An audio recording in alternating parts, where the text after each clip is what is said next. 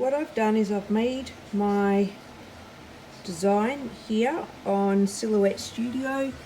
As you can see there, this is for my t-shirt, so I've had to flip it backwards. Then over here is my silhouette cutter, just like so. Can't see if I can get back enough.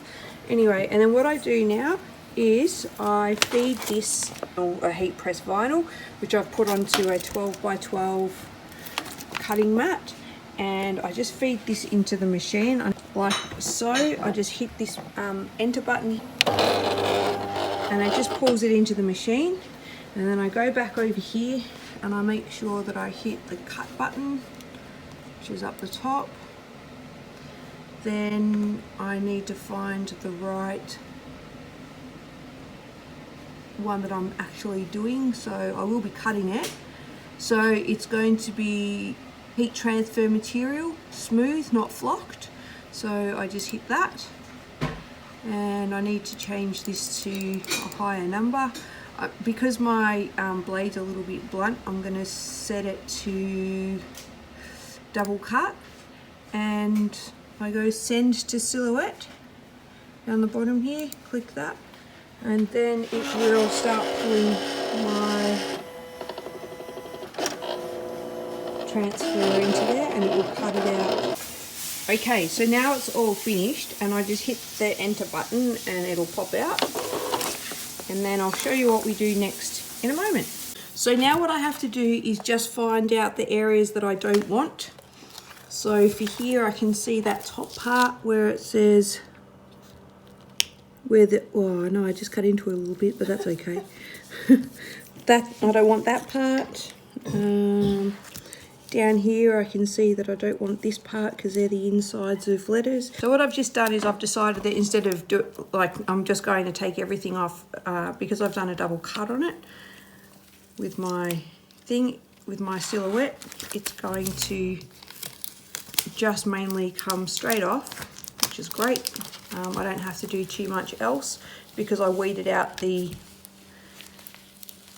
letters, and as you can see, this is going to form my t-shirt heat press design.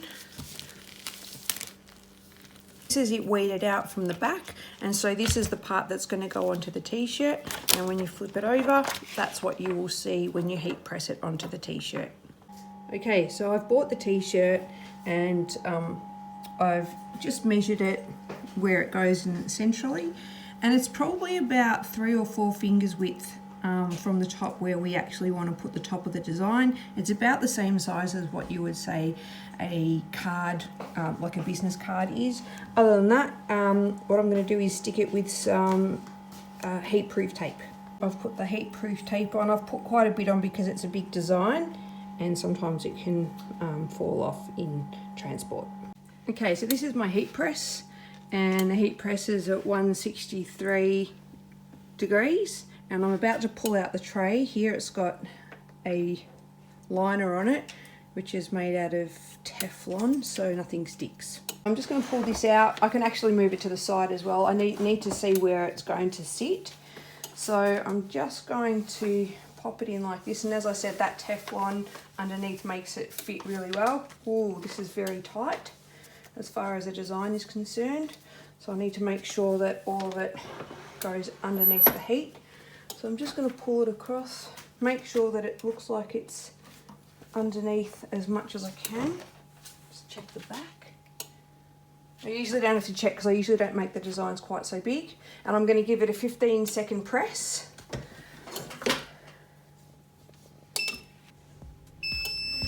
Okay, so that's 15 seconds. Just lift it. Now before I did this, I actually I did have it pressed for about 5 seconds just to get all the dampness out of the material. Now I'm just going to peel it all back. As I said before, it's a cold peel, so not a hot peel.